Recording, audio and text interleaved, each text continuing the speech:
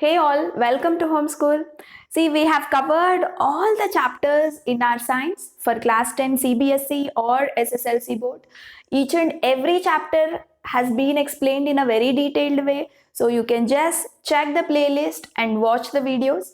And today I have come up with the model question paper 1 for 2021 examination of SSLC board.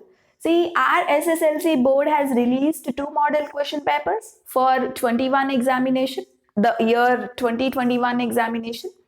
See, among the two, I am discussing the first model paper for you.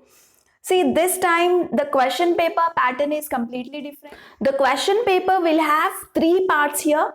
One is part A, part B, and part C. You know, part A is of physics questions and part B is of chemistry questions and part C is of bio questions. So altogether you will have 38 questions in the question paper for 80 marks. Part A is from physics, part B is chemistry and part C is bio. So this way the question paper is divided. All our 38 questions are divided into these three parts. So now I will discuss all the questions of part A, part B and part C which is there in your first model paper 2021 batch. Clear? So let us quickly go for the part A, that is physics part. In each and every part you have multiple choice questions, 1 mark questions are there, 2 mark questions are there, 3 mark questions are there, 4 mark questions and 5 mark questions are there. Right? So remember, in every part you have multiple choice, 1 mark, 2 mark, 3 mark, 4 mark and 5 mark. And part A, physics is for 28 marks and chemistry is for 25 marks and bio is of 27 marks. So altogether you have 80 marks. Clear? So let us start with the physics part. And coming to the first question, that is a multiple choice question here. The SI unit of electric charge is, 4 options are there: volt, ampere, coulomb and joule. Say, very simple question. The SI unit of electric charge is coulomb. Yes or no? So this was our first multiple choice question of part A physics part. And coming to the second question, the suitable focal length of the convex lens used as magnifying lens to read Hallmark 916 written on ornaments.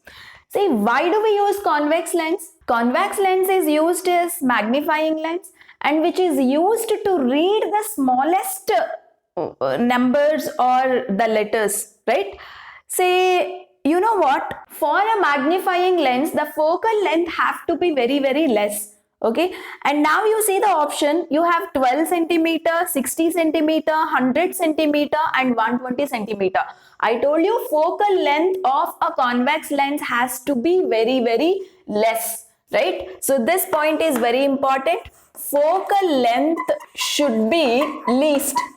Okay, can you tell me which is the least number among these? That is the first option, that is 12 centimeter, isn't it? So 12 centimeter is the answer for this question. And coming to the third question, the magnetic field lines inside a solenoid are in the form of parallel straight lines. The reason for this is the magnetic field inside the solenoid is very high, uniform, zero, produced by electricity. So definitely our answer is option B, that is uniform. Magnetic field lines inside the solenoid is always uniform, isn't it? So all the three questions were actually direct. First question and the third question is direct. And the second question, you have to think little. You can answer this question if you know the concept that magnifying lens has a convex lens and here the convex lens with less focal length is used. The lesser the focal length, the more nicely you can see the smaller letters, right? The more is the ability of magnifying nature of a convex lens.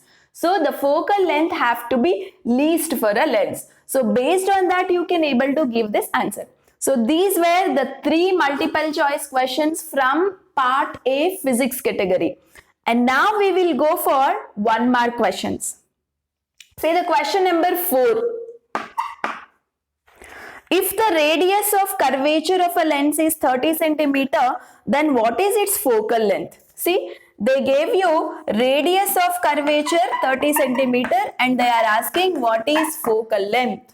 So what is the relationship between radius of curvature and focal length? And we all know radius of curvature r is equal to 2f. Right? So r is given. So f is equal to r by 2. That is 30 by 2, that is 15 centimeter is your answer. And don't forget to mention the unit. 15 centimeter is your focal length. Very simple question. And coming to the 5th question. In the experiment of refraction through a glass slab, the angle of incidence should be less than 90 degree. Why? See, imagine you have a glass slab. Okay, the incident ray has to be, the angle of incidence has to be lesser than 90 degree. And why they are asking?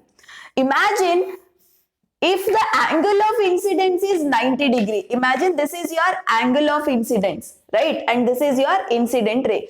If it is 90 degree, do you expect any refraction taking place inside a glass slab? Definitely no, right? So when an incident ray is incident at 90 degree angle, there is no refraction at all, right? Because your angle of incidence and your angle of refraction is becoming equal, isn't it? So what is your answer here? If an incident ray's angle is 90 degree, then there is no refraction. There is no refraction. Clear? The line goes straight, right? The ray goes straight inside the glass slab and the light ray do not bend. Do not bend in the sense there is no refraction. Clear? Very nice question actually. That's all about 1 mark questions. And now let us go for 2 mark questions. The third heading is the 2 mark questions. You have 3 2 mark questions which weigh around 6 marks. And coming to the 6th question. Draw the ray diagram to show the formation of image by convex lens when the object is kept between two f1 and f1. So you have to draw a ray diagram for this particular situation. For which lens? It is for the convex lens. Yes or no? So how do you draw a ray diagram? And this is our convex lens center, optical center, and this is our principal axis, isn't it? So this is f1, this is our 2f1, this is f2, and this is 2f2. Isn't it? So where is the object placed? Object is placed exactly between 2f1 and f1. So how do you draw a ray diagram here? When you take an incident ray parallel to the principal axis, it will pass through f2. And when you take a ray directly passing through an optic center, it goes straight, and this is where they are meeting. Isn't it? So, this is where the image is formed. So, where is the image formed? Image is formed beyond 2f2, right? So, this is your answer. You have to draw the ray diagram neatly and then mention the image is formed beyond 2f2. And what is the nature of the image? Nature of the image is real and inverted. Yes or no? It is real and inverted. So this is what the answer for your 6th question, right? And ray diagrams of all concave and convex lens is very important. See, in the chapter called light, mirrors is deleted this year. You have only about lenses. That means you have only about refraction. All about reflection is deleted. So only when you have about the refraction, under that ray diagrams of convex and concave lenses and their related problems are very, very, very important. Clear? Fine. And coming to the seventh question. So seventh question is from a chapter electricity. Observe the question, very good question, conceptual question actually. The resistivity of two conductors A and B are given. So what is the resistivity of A they have given? That is 1.62 into 10 to the power of minus 8 ohm meter. Resistivity of B is 5.20 into 10 to the power of minus 8 ohm meter respectively. Fine. Which of them is used in transportation of electricity? Which of them is used in transportation of electricity? Right? So can you tell me what is this resistivity? Resistivity is a nature of material, isn't it? And if a material has more value for resistivity, that does not conduct electricity easily. Right? If a material has to act as a good conductor, then its resistivity value should be very much less. So they are asking among A and B, which can carry the current very nicely, right? So which can be used as the transportation of electricity. So what is your answer? The conductor with less resistivity can be used for conducting electricity, right? So here the least value is what among A and B? Definitely A has less resistivity value compared to B. So definitely here A is used for conducting electricity. Okay, the material A is used for conducting electricity. So why it is used for conducting electricity? Because it has less resistivity value. Okay, so less resistivity, when you have less resistivity, then more is the conductance. More is the conductance. This is the concept. And coming to the second sub question in the same main question, that is among A and B, which is used to make heating coils and why? So among A and B, which material is used to make heating coils?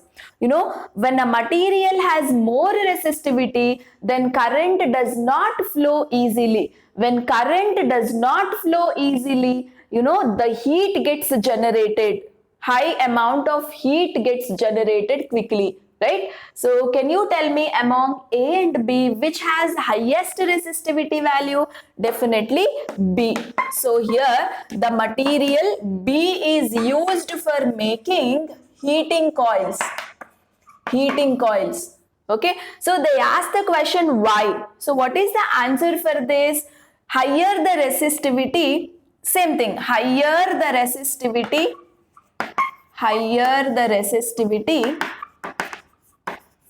lesser is the conductivity, lesser is the conductivity of electricity. So more is the heat generated. More is the heat generated. Right? So this is what the answer you can give for our seventh question. Clear? Okay. And coming to the eighth question here. Observe the following table. Complete the table using Ohm's law, they said. Say here values of I is given, V is given, R is given. Wherever blank is there, that blank you have to fill it up here. Okay. And you see the serial number 1. You know, they have given I value is equal to 2 ampere, V value is equal to 120 volts and R value is equal to question mark, right? So what is the value of R in this case? Just apply the Ohm's law. What is our Ohm's law? V is equal to IR. So R is equal to V by I. So how do you calculate? What is V here? 120 divided by 2. So your R is equal to 1 za 60 za, right? R is equal to 60 ohms there. So this is what the answer for the first blank in serial number 1. And coming to the second serial number, where is the blank you have? You know, they gave you I value is equal to 1.5 amperes, right? V value is equal to, V is question mark here, R is equal to 60 ohms. So what is your answer here? V is equal to IR. So V is equal to I is 1.5, R is equal to 60, which V is nothing but your 90 volts. 1.5 into 60 is 90, isn't it? So 90 volts is the answer for the second serial number. And coming to the third serial number, and they gave a blank in case of I is equal to question mark, V is equal to 60 volts, and R is equal to 60 ohms. Okay, so what is I? So here your I is equal to V by R. So V is 60, R is also 60. So I is equal to 1 ampere, isn't it? So this is the answer for your third row. Clear? So this was our 8th question. So these 3 were 2-mark questions which you have it in your model paper. And now let us go for 3-mark questions. You have 3 3-mark questions. Okay, let us discuss about them. Coming to the first 3-mark question, that is your 9th question. It's a diagram they asked you. You have to draw the diagram of electric generator and you have to label the 2 parts here. One is carbon brushes, the other one is rings. Right? So a very simple question for 3 marks. You just have to draw the diagram and show the parts. See, this is covered in one of my videos under magnetic effect of electric current. Links are provided in the description where you can go and check with the videos. Fine. Now coming to a 10th question, it is a problem on a concave lens, right? See, very simple problem. An object is kept at a distance of 30 centimeter from a diverging lens of focal length 15 centimeter. At what distance the image is formed from the lens? Find the magnification of image. So let us now write the given information. So this is our 10th question. Given information is what? Object distance is given, that is U is given, that is 30 centimeter. Don't forget to put the sign. So what is the sign for U in case of concave lens? It is minus, right? And next what they have given, focal length is given, and focal length for concave lens is also a negative value, that is minus 15 centimeter. So what they asked you to calculate? They asked you to calculate image distance, right? So what is our formula? We have a formula, lens formula, that is 1 by F is equal to 1 by V minus 1 by U. So 1 by V is equal to 1 by F plus 1 by U. So 1 by F, F is how much? Minus 15 centimeter plus 1 divided by minus 30 centimeter. So how do you calculate this? 15 into 30 in the numerator minus 30 plus of minus 15.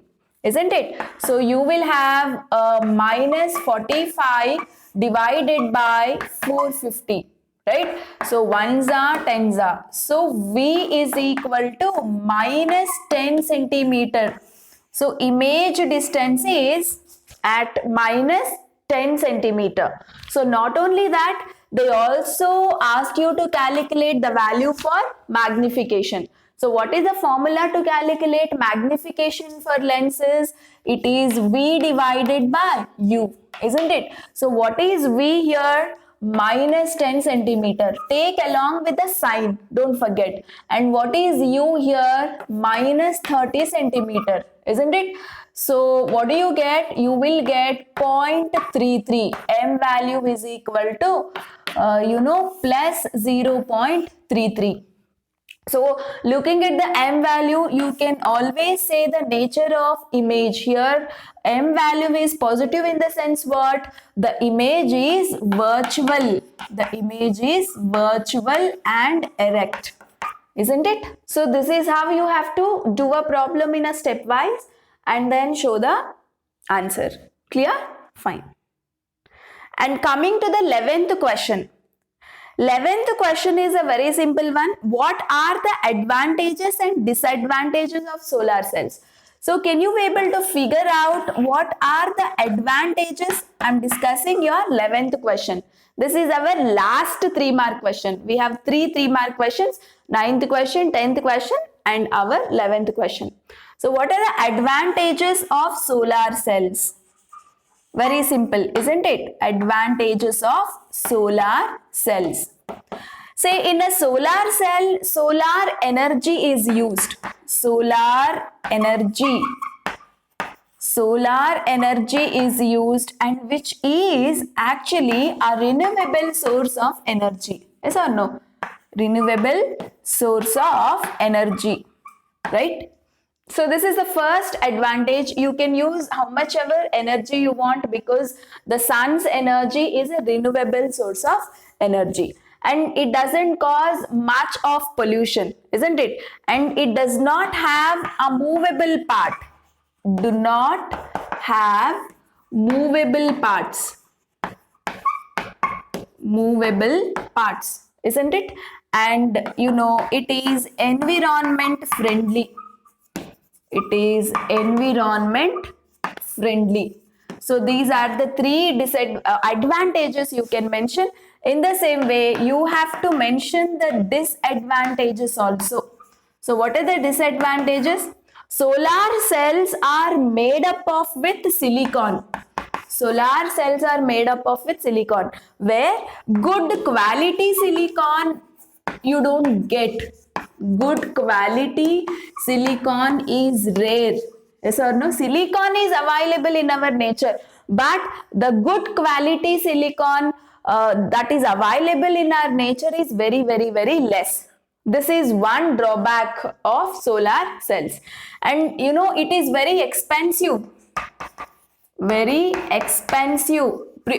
Manufacture of solar cells is very much expensive, and as well as here one more metal you have to use, that is silver. If you have to connect many cells, you know, silver is what you have to use, and silver is also very much expensive. So metals are very much expensive that you are using here. So that's the reason the whole manufacturing process is very much costly. So these are the disadvantages of solar cells, right? And now let us go to the 4-mark question. You have 2 4-mark question. Okay, one is the 12th question and the other one is 13th question. Coming to the 12th question, explain the principle of working of simple electric motor. What is the role of split rings in the electric motor? And how are commercial motors different from simple electric motor? So there are 3 questions involved here. First thing is principle of working of electric motor. Okay, so they are asking how does the electric motor work, based on what principle? So what is the principle here? You can tell that when a current carrying conductor is placed in a magnetic field, conductor experiences a force, isn't it? And that force is responsible for the displacement of conductor. This is the working principle of DC motor, right?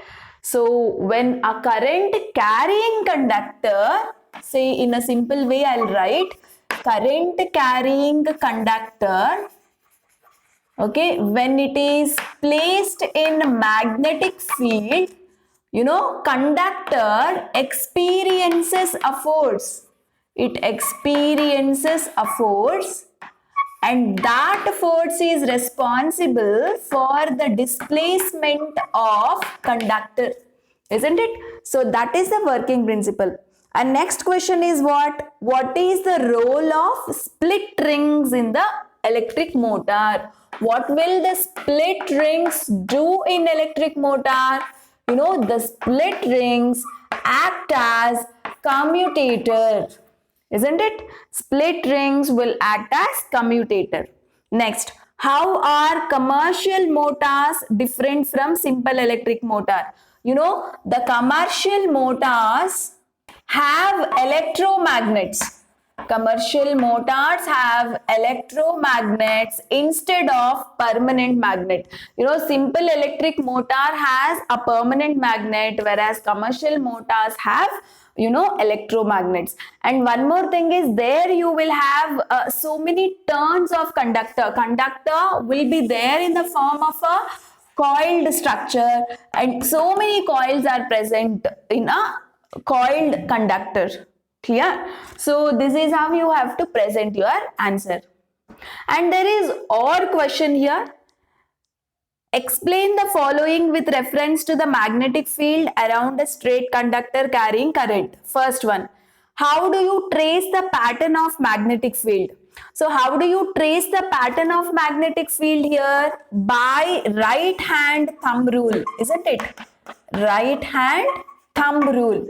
Can you tell me what do you mean by right hand thumb rule? If you take a right hand, the direction of the thumb finger tells you the direction of current, and the direction of your curled fingers will tell you the direction of magnetic field, isn't it? So you must write the definition of right hand thumb rule here, not just mentioning right hand thumb rule, you have to write the definition of right hand thumb rule.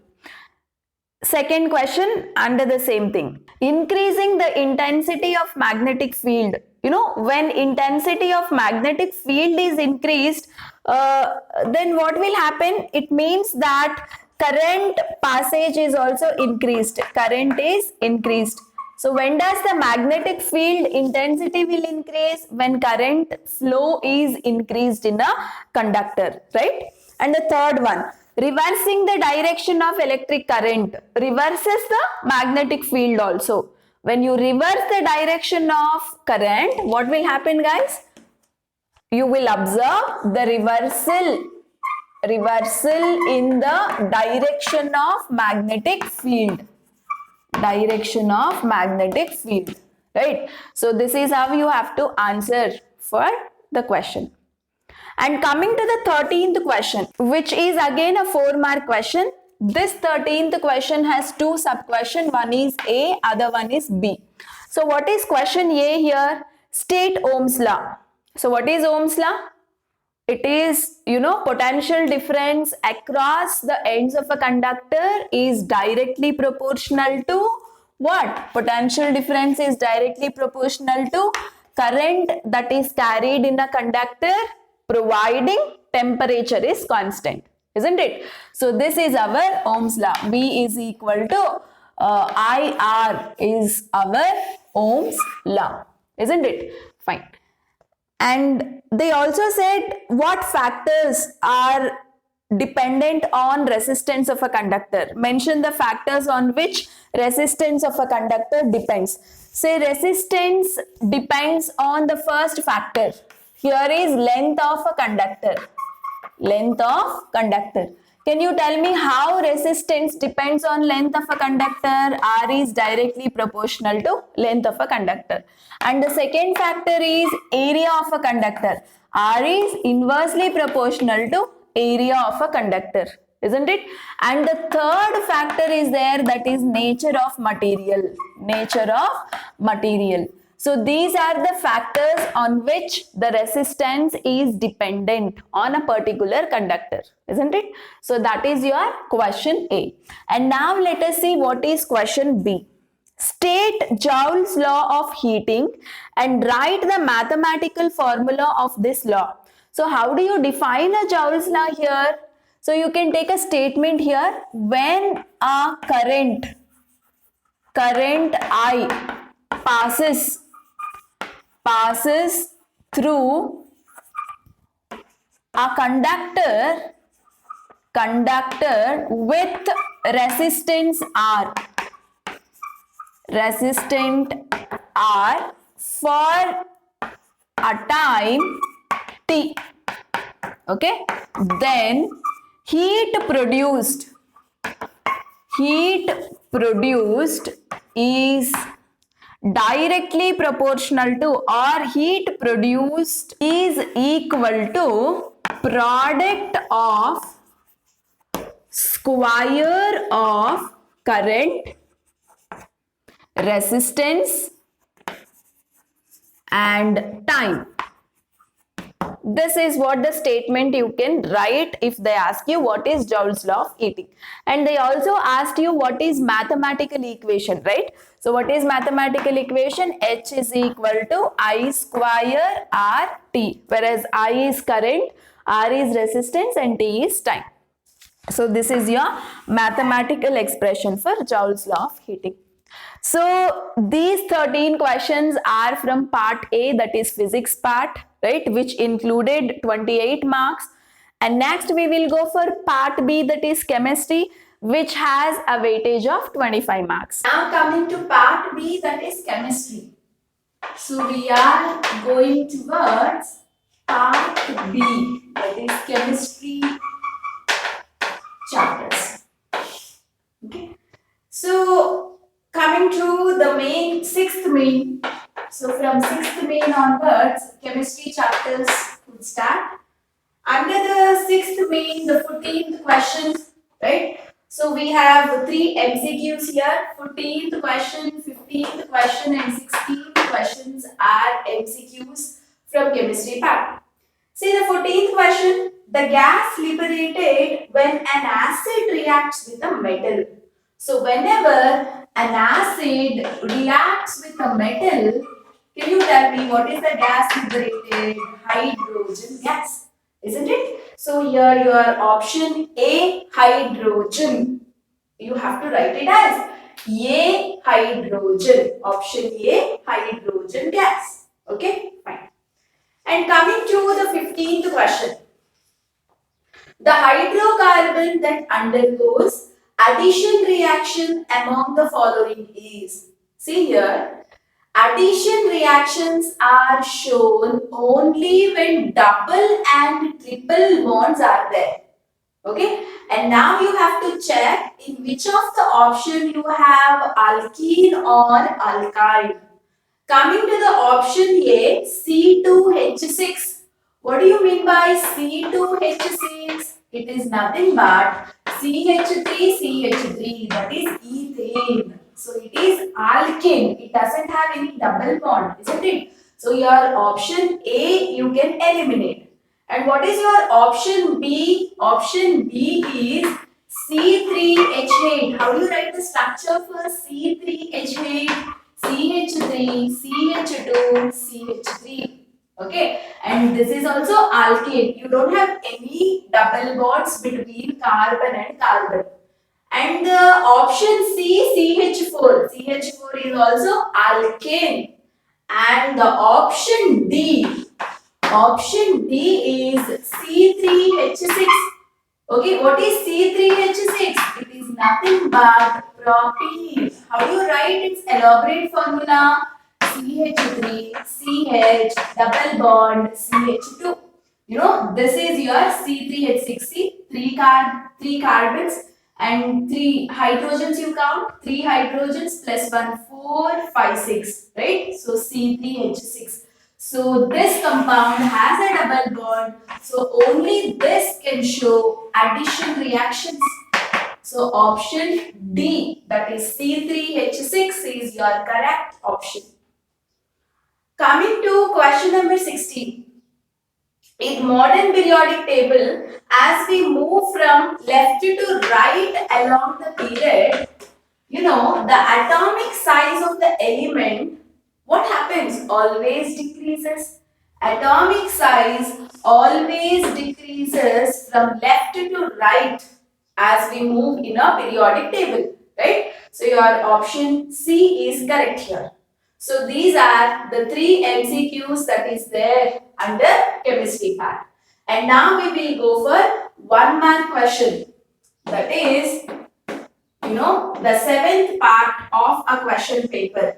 17th question, 18th question and 19th question are 1 markers. Coming to the 17th question. Is it possible to test the hardness of water using detergents? Give reason for your answer. You know what? Hard water, soft water, right? So, what is the difference between hard water and soft water? Hard water contains calcium, magnesium, salts, which is a sea water. Okay.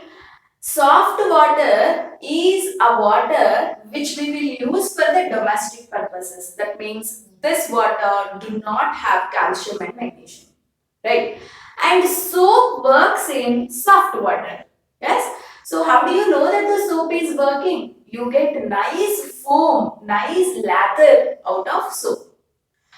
Say when the water is soft, you will get nice lather from a soap, and so you say soap will work only in a soft water. But soap do not work in a soft water. Instead of soap, we use detergents there. Okay, so detergents work in a hard water. Detergents give lather in a hard water. Say by using soap, you can actually detect which water is soft and which water is hard. Because soap is the one which is giving lather only in a soft water. It will not give lather in a hard water. But detergent give lather in both hard water and soft water. So in that point of time, can you able to find out or figure out which water is hard or which water is soft by using detergent? No, you cannot find the hardness of a water by using detergent because detergent give lather even in a hard water. Okay, so what is the answer you have to write? Answer is no. Okay, we cannot find hardness of water by detergents. Why? Because detergents give lather, that is foam, even in hard water. Okay, so this must be your answer. Coming to the 18th question. In the modern periodic table, the elements of 17th group are fluorine, chlorine, bromine. Okay, so these elements belong to 17th group. Okay, we all know this. Which element has highest ability to receive electrons and why? What do you call the ability of receiving electrons? You call that as electronegativity. Electronegativity. Okay, so what is electronegativity? It is the ability to receive the electrons from others. So among the three elements, which is having highest electronegativity? Definitely fluorine. Okay, see, electronegativity is always inversely proportional to size. As the size increases, electronegativity decreases. Okay, so they are asking which one has highest ability to receive electron. That means which one has highest electronegativity. That is fluorine. Why fluorine? Because fluorine has small size. Fluorine has smallest size. That is the reason high electronegativity it will show. Clear? Coming to the 19th question. Ionic compounds have high melting points and why? So why do ionic compounds shows very high melting point? It is because the strong electrostatic force of attraction present between the ions. So what is your answer? It is because strong electrostatic force of attraction between ions. You know, because of that reason, the ionic compounds are very strong and they have very high melting points. Clear? So these are your 1 mark question.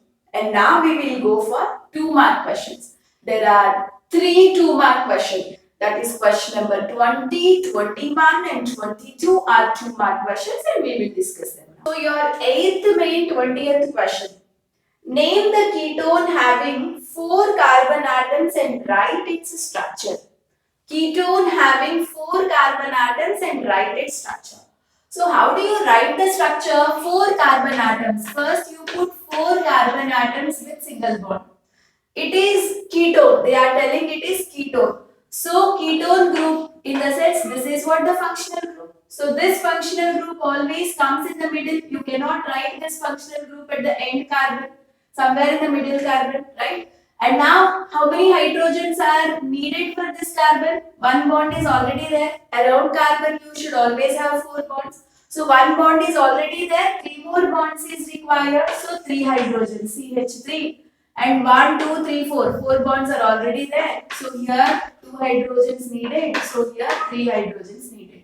Say this is what the structure of that ketone. And you can write elaborate structure. Say 3 hydrogens, write it elaborate.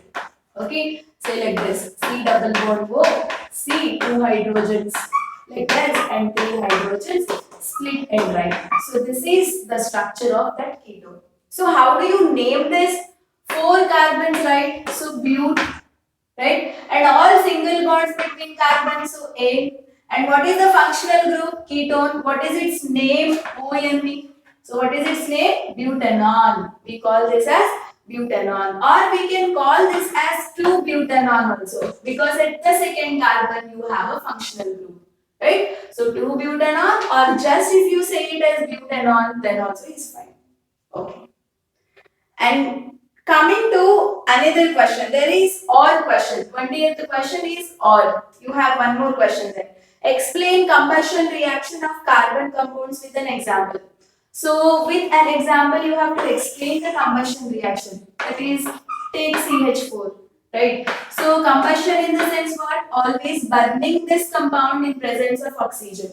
Whenever an organic compound is burned in presence of oxygen, you will always get carbon dioxide, water, and lots of heat. Combustion reactions are always exothermic, isn't it? So this is the example you can mention, and you can write the definition of combustion reaction. So how do you define a combustion reaction? When an alkane is burned in presence of oxygen, we will always get carbon dioxide, water, and large amount of energy or heat. This is what we call it as combustion reaction. Okay, so this is the definition and this is the example. Fine.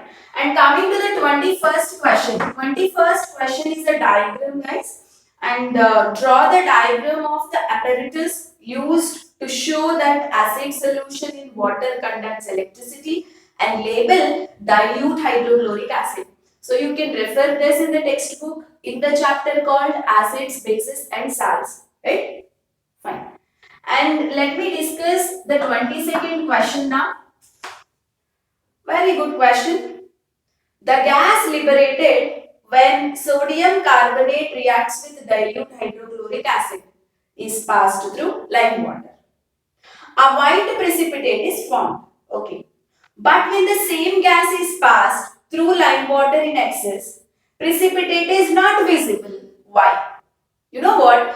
For the sentence given in a question, you have to write the reaction first. So what is that they are telling you? The gas is liberated when sodium carbonate reacts with dilute hydrochloric acid. So what is sodium carbonate? Na2CO3. So what happens when it reacts with dilute hydrochloric acid? See, metal carbonate when reacts with acid, you will always get salt. What is the salt you will get here? NaCl plus you will get carbon dioxide plus you will get water. So this is what the gas you are getting. Carbon dioxide gas you are getting. Right? And now what you are doing? That carbon dioxide gas, they are passing it to lime water. What is lime water? Calcium hydroxide. So this is our lime water. Right? When you pass it through lime water, your lime water turns milky. Why it turns milky is because of the formation of calcium carbonate. So this is your white precipitate.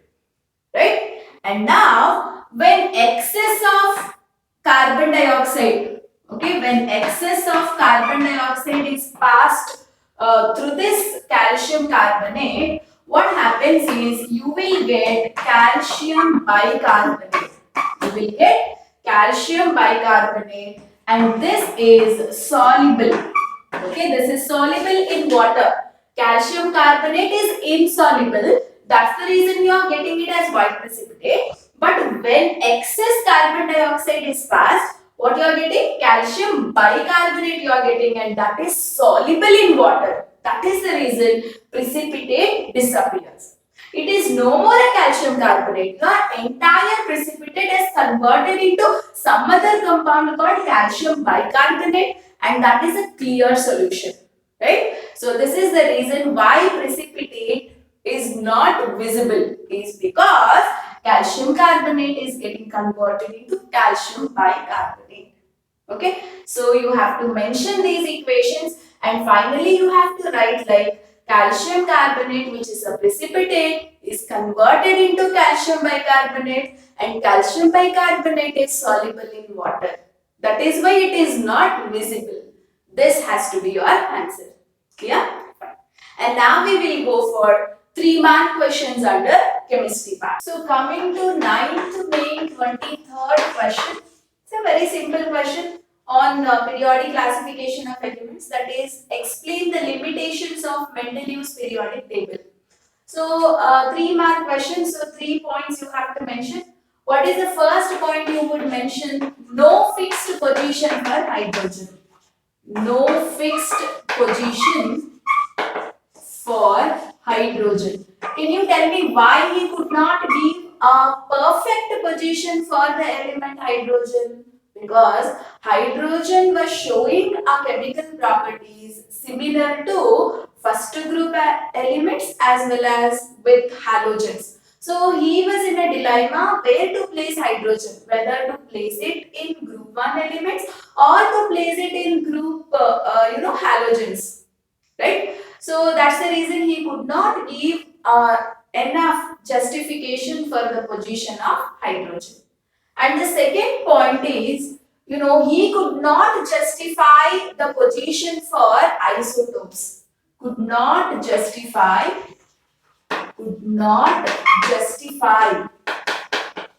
the position for isotopes. Okay, what are isotopes? Isotopes are the one, which have same atomic number but different atomic masses. Mendeleev's periodic table is based on atomic mass. In the increasing order of atomic masses, he has arranged all the elements. So isotopes, say for hydrogen, we have 3 types of isotopes. One is hydrogen 1, hydrogen 2, and hydrogen 3. Hydrogen which has atomic mass 1, hydrogen which has atomic mass 2, and hydrogen which has atomic mass 3. So when he classified the element based on atomic masses, 3 hydrogens should come side by side. All of them should get position in his periodic table, right? But he did not mention anything about isotopes in his periodic table. So that is second limitation. And coming to the third limitation, atomic mass do not increase in a regular pattern. Atomic mass do not increase in a regular pattern. From element to element. So it will become very difficult to give a position for newly discovered element. Okay, so these are the 3 limitations you can mention for Mendeleev's periodic table. And coming to the 24th question, which is also a 3-mark question, it is a very simple question. Write one difference between saturated carbon and unsaturated carbon. Right? So saturated carbons will have a single bond, unsaturated carbons will have a double bond. Right? Alkanes and alkynes. Alkanes are saturated, alkenes and alkynes are unsaturated. So any one difference you can give. And one more thing they are asking in the question is, carbon forms covalent bonds with other atoms but not ionic bonds. Why? Explain. carbon cannot form ionic bonds. Why? See, if it has to form ionic bond, it should become either carbon plus 4 or it should become either carbon minus 4. It should lose 4 electrons to become C plus 4. It should gain 4 electrons to become C minus 4. Only then it can form ionic bond. But losing 4 electrons and gaining 4 electrons is not possible with carbon. Okay, so to lose 4 electrons, carbon is very small in size. Losing 4 electron is highly impossible. Because of its smallest size, losing 4 electrons and gaining 4 electrons is highly impossible. That's the reason it cannot get converted into its ion. So ionic compounds are not possible. But instead of losing or gaining electron, it can always share its electrons with some other atoms. So sharing of electrons is called covalent bonds.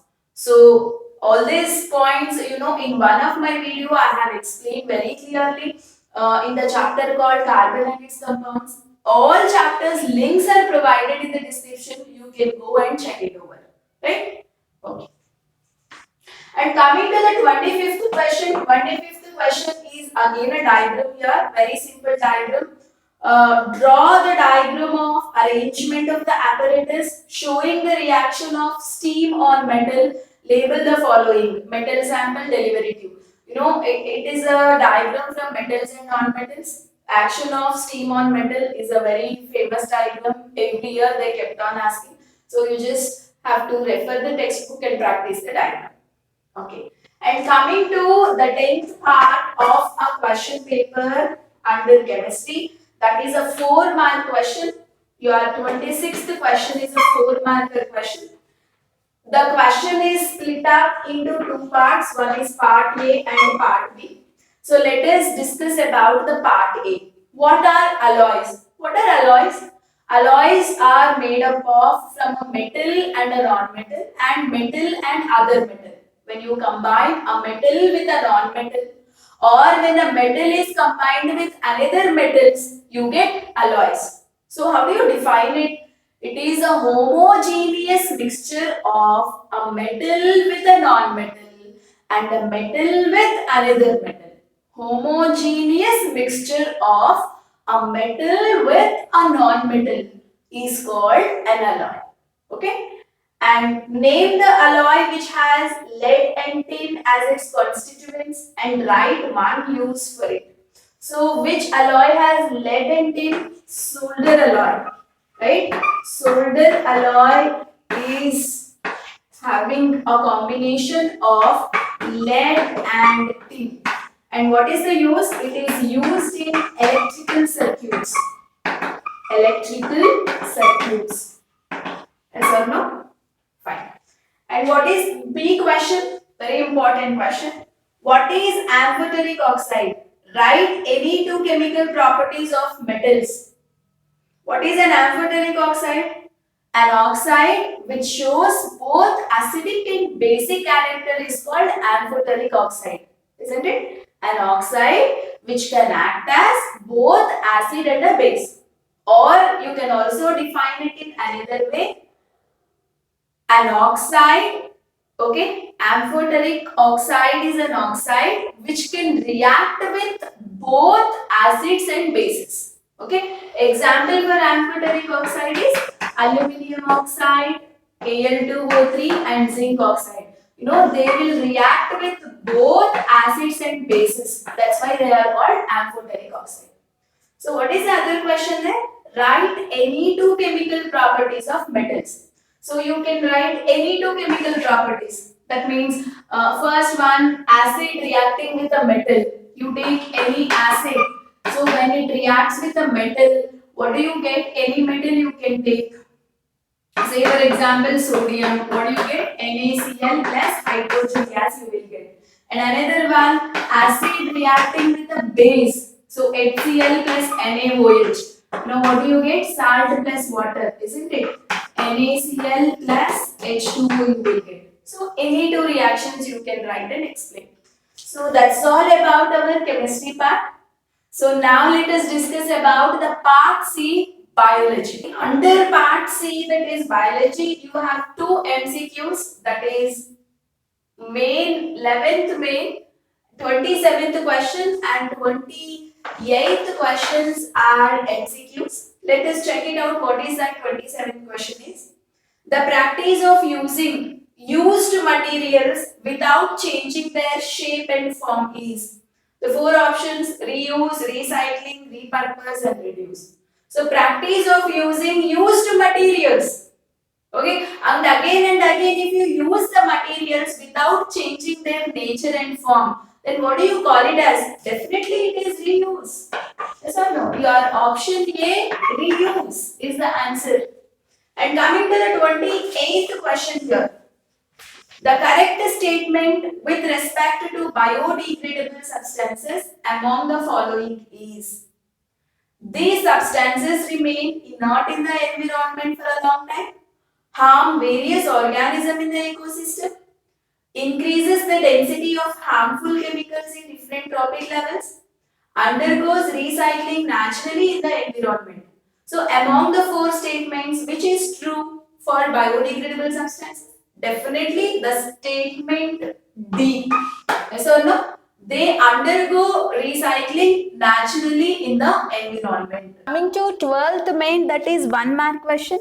Question number 29, 30 and 31 are 1 markers, where 29th question is very simple.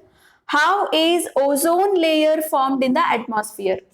So we all know oxygen which is there in atmosphere, in presence of UV radiation, it gets splitted up into oxygen atoms, isn't it? And now these oxygen atoms again combines with the oxygen molecule that is there in atmosphere, and it will be formed as ozone. And these ozone molecules will go up in the stratosphere and it would stay in the form of ozone layer. So this is what you have to mention and write about this particular ozone layer formation. Fine. And question number 30, again a simple question. Forests are called biodiversity hotspots. Why? So why forests are called biodiversity hotspot? Because forests contain many number of plant and animal species.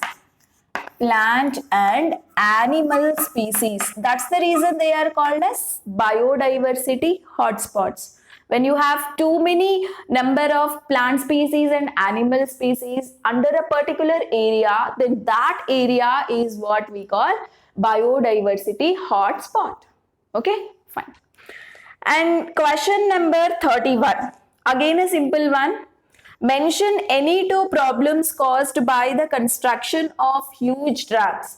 So what are the problems created during the construction of the large dams? There are three problems we have studied: social problem, economical problem and environmental problems. So any two problems you can mention. You can mention one is social problem, the other one is environmental problem. Okay, don't just mention, write one sentence of explanation. So what do you write it as? Social problem in the sense, when you displace large number of people from that area, they will lose their shelter, and when we don't provide enough compensation for them, they become more poor, isn't it? So that way you are creating a problem called poverty in our society. And what is environmental problem? So when you destroy so many plants and animals in that particular area, biodiversity is getting lost. That way you are disturbing entire ecology, right? So any two problems, they said it to mention. So just mention, no need of any explanation here actually. Fine. So these are our 1 mark question, and now we will go for 13th main. Coming to 32nd and 33rd question, both are 2 marker questions. Okay, so let us see the 32nd question. The tendrils of pea plants appear to move in a particular direction as they grow. How is this response caused? Okay, so tendrils of pea plants appear to move in a particular direction, that is called thigmotropism. Yes or no? So they are asking something on thigmotropism. So how does the thigmotropism is caused? The sensitive cells which are present on a tendrils are responsible to move the plant body around particular object, right? So that way these particular plants are very much sensitive to the touch. That is what we call thigmotropism. So all about thigmotropism you have to write in 2 or 3 points, then you will get complete 2 marks. And another question is there under this, it's a OR question. How does adrenal gland bring the chemical coordination in our body? Explain briefly. So how is actually adrenal gland is working in our body? So what happens is adrenal gland secretes an hormone called adrenaline. Do you remember? Adrenaline is the hormone secreted by adrenal gland, and that is released into a blood, right? And this hormone is called as fright and flight hormone. What is another name for this hormone? Fright and flight hormone, right? And I made a beautiful video on this particular topic called hormones. Links are provided in the description. You can go and watch the video, enjoy the concept. Briefly I will explain here. So whenever we have certain fiery things occurring around us, automatically adrenaline is the hormone released into our blood, and adrenaline shows its action on heart. Okay, action on heart. So the moment it shows its action on heart, automatically heartbeat increases here.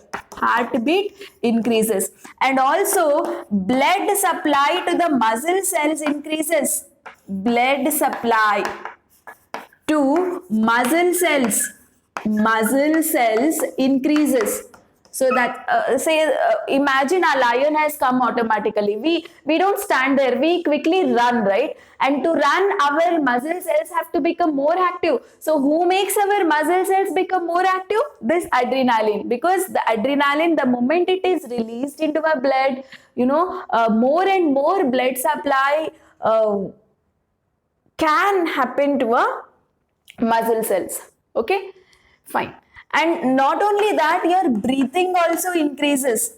Breathing, yeah, automatically when breathing increases, more oxygen enters into your blood. So then only more oxygen blood can supply to the muscle cells, and then automatically you can show your action, right, to the things that are happening around you. So this is what the things happen when adrenaline is released into a blood, right? All these you have to explain in a detailed way.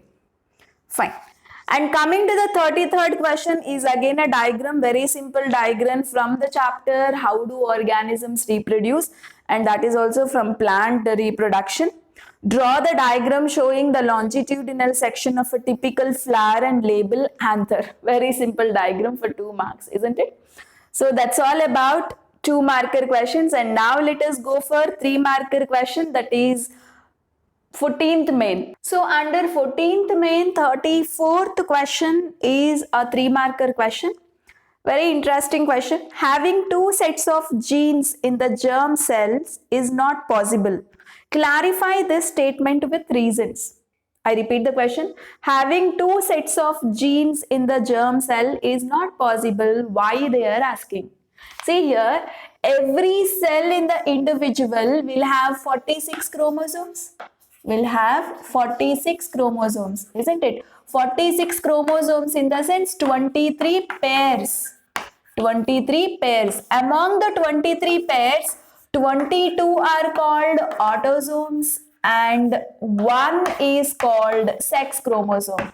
See, details on this topic I have covered in the chapter called Heredity and Evolution. Link is provided in the description. Go to the playlist of a chapter where you will find a detailed explanation on this. Okay, now briefly I am explaining you. So 22 are autosomes and one pair is a sex chromosome. So this is what present in a normal cells. But in gametes, gametes in the sense sex cells, that is egg in a female and sperm in a male. So they are gametes. Gametes will have, 23 chromosomes. They will only have 23 chromosomes. Okay, so among the 23, 22 are normal chromosome and one is a sex chromosome. One is a sex chromosomes. Okay, see, only, you have a set of genes, 23 sets you had in a normal cells, but here you have half of that. If you have 46 chromosomes, you just have 23 chromosomes in a gamete. That is why the gametes are called actually haploid. Okay, in both egg and sperm, we have only half the number of chromosome that is there in a normal cell. And now during fertilization, what happens is your gametes fuses. Yes or no? So your egg, which has 23 chromosomes, and your sperm, which has 23 chromosomes, will fuse and you will get a diploid cell. You will get a diploid cell with 46 chromosomes. See, when a human has a 46 chromosome, it is said to be a balanced state, right? You have to constantly maintain this number. You should constantly maintain that number. And when you don't maintain that number, abnormalities will appear in an individual. Okay, so only when you maintain 46 chromosomes in a diploid cell, and this diploid cell is what we call it as zygote, right? When an egg is fused with a sperm, you get a zygote, and that zygote is a diploid cell. That means these many chromosomes combined with this, and you are again getting 46. That way you are actually maintaining the number of chromosomes in the future generation. Say if you have 46 chromosomes in egg and 46 chromosomes in sperm, then what is the chromosomal number in the new individual? It would be double, right? Where you don't call it as a human being if you have 46 plus 46 chromosomes, right? So you should constantly maintain that number in the new generation. That's the reason haploid cell, that is the gametes, must contain half the set of chromosomes that are present in a normal cell. Okay, so this has to be your answer, and present it in a point wise so that you get benefit. So now coming to 35th question. It's a very simple question from How Do Organisms Reproduce? What is the function of prostate gland and testicles in human male reproductive system? What measures can be followed by man to avoid the transfer of sperms into the uterus of a woman? See, first question is the function of prostate gland and testicles. So what is the function of prostate gland here? So prostate gland secretes a kind of fluid, and where that fluid is helpful for the easy movement of sperms. Okay, for the sperm movement, prostate gland will help in the secretion of a fluid. That is the function of prostate gland. And now testicles. So there are two testicles, and the testicles secrete a hormone called testosterone. Testosterone, yes or no? And this testosterone is responsible for the production of sperms. So this is the function of testicles, and prostate gland will help for easy movement of sperms. Easy movement of sperms by the secretion of a liquid, right? So very simple type of a question. Next, second part of a question. What measures can be followed by a man to avoid transfer of sperms into the uterus of a woman. Some contraceptive methods that a man follows has to be mentioned. So the first one you can mention is by using condoms, and the second one is a surgical method like vasectomy you can mention. Okay, so these things you can mention in your answer. So that's what about our 35th question. And coming to 36th question, which is from Heredity and Evolution chapter. How are the studies of anatomical structures helpful for tracing evolutionary relationship? See, there are two anatomical structures under evidences we have studied. What are they? They are homologous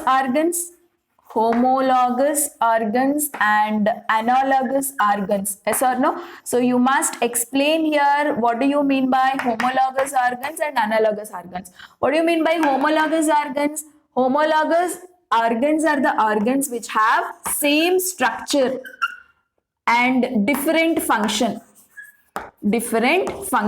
Okay, say for example forelimbs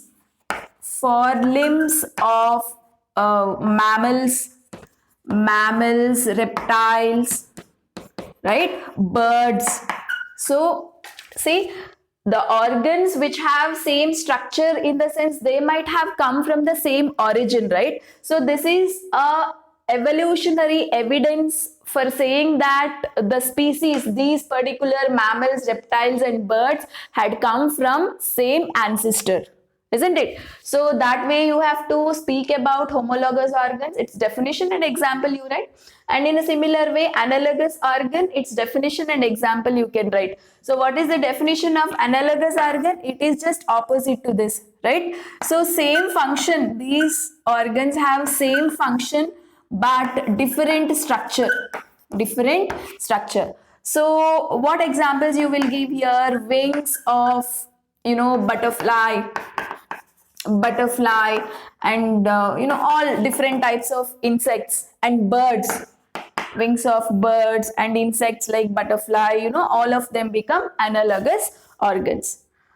Fine. And under that, the B question is, how could we determine that the birds are very closely related to reptiles? On this concept, I have done a beautiful video where the link is provided in the description. You can check it. You will get best points on this concept. But briefly, I will tell you now. See, how can you say that birds and reptiles are closely related? And we will say this with the example of Archaeopteryx. Yes or no? So we have something called Archaeopteryx. Is a fossil of a certain reptile. Okay, it is a fossil of a certain reptile, and this Archaeopteryx had large wings. Okay, large wings, and that was used for insulation. But later, the same type of wings, which are not so much large, small in size, these wings had been used for flying. Okay, in the species which we call it as birds. Reptiles also have wings, birds also have wings, but the reptile wings were used for insulation. The wings of the bird was used for flying. The wings of a bird must have come from the reptile only, because it had the same structure. Only difference is the function. Same structure was there. That means both of them had a common ancestor, right? So that way we can say the reptiles and birds are closely related to each other, right? So that is about our 36th question. And now, the next main, that is 15th main, that is the 37th question, is a diagram that has been asked for 4 marks, and it is a longitudinal section of human brain, and label the parts hypothalamus and medulla. See, human brain is a very, very important diagram that you have to practice compulsorily and try to label all the parts, and it has been asked for 4 marks. So that is your 15th main actually. And 16th main is a 5-marker question. Let us discuss the question number 38. See, this 38th question again has two sub questions here, A and B. And the question A, what are the functions of fluid, blood and lymph in the humans? So what is the function of a blood? It's a very easy type of a question. So what is the purpose of blood here? It can transport. You have to write it in a point wise. It transports oxygen, and it can transport nutrients, and it also collects metabolic waste, yes or no, from all parts of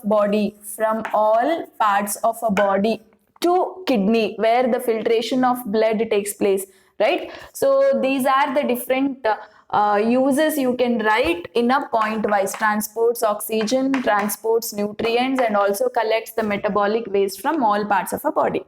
And now what is the function of lymph? Lymph removes interstitial fluid. It removes interstitial fluid from tissues. Okay, so this is one major function, and another one is absorbs. Lymph can absorb and transport fats from digestive system. So these are the two important functions of lymph here. And the next question under the sub question A itself, what are the different waste materials added to the urine from the blood? So what are the different waste materials that can be added to the urine? It can be water, excess water, urea, right? The nitrogenous waste like urea and uric acid mainly, right? So these are the ones you have to mention. So this is your A question. And coming to the sub question B, how are waste materials excreted in plants, they are asking. So one is by photosynthesis. What is the waste material you are getting? Oxygen. And another one is during respiration, you are actually getting carbon dioxide, isn't it? So oxygen and carbon dioxide is actually waste materials you are getting during these two processes. But it can be, again carbon dioxide can be used for photosynthesis and oxygen can be used for respiration, isn't it? So but anyway, they are also waste products. And other nitrogenous waste can be released from the plant, in the parts like bark, stems and all, in the form of resins and gums. Right? So all these you have to mention, right? And we have done a separate video also on the excretion of plants, which you can watch it with the help of the links that are provided in the description. Say these are your 38 questions from your model question paper for 2021 examination, right? I hope this has given enough benefit for you. See, even the second model question paper we will discuss shortly. Before that, I will cover higher order thinking questions on all the chapters. Okay, so do watch all our videos and subscribe our channel to learn the concept in a easiest way and in a detailed way. Thank you so much.